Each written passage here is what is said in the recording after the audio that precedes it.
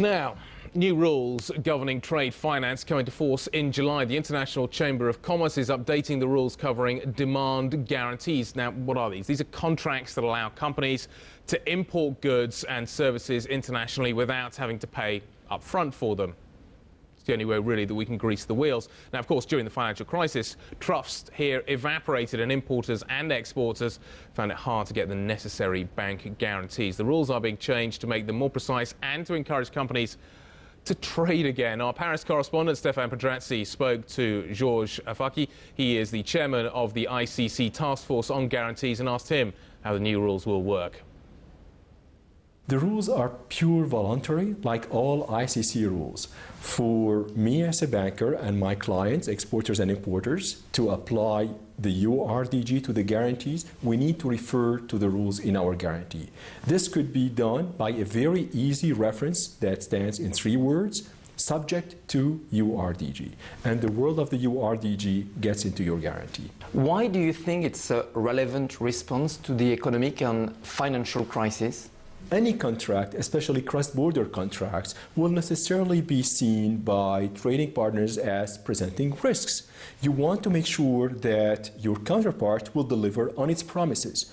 In the aftermath of the crisis, the biggest crisis that the world has seen since 1929, there's no longer trust. And partners want to make sure that contracts that are awarded to parties will give rise to timely and conforming performance. If you ask them what is the best way to offset that risk, their answer will be cash. But today's crisis has left the economy cash-strapped. The only way to answer the expectation of the project owners without obliterating the treasury of contractors is to ask a third party, very often a bank, to issue a guarantee, a third-party guarantee that will be cash-like, that will assure the project owner that in case the contractor does not deliver, then that banker as guarantor will step into the contract and deliver. Talking about regulation and about the financial sector, what do you think about the Basel III negotiations?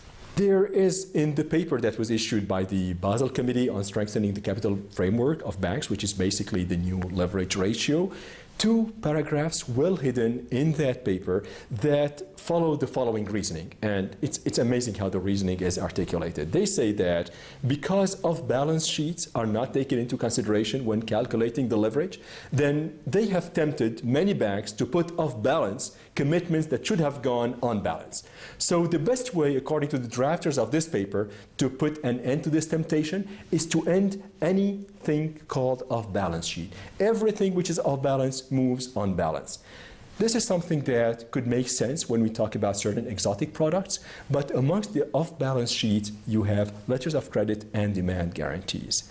Those instruments of international trade cannot possibly give rise to the kind of leverage that we saw in the time of crisis. Today, the credit conversion factor of off-balance sheets is 20%. If we follow the reasoning under Basel III, which I hope will never happen, we will increase the credit conversion factor 5-fold to 100%.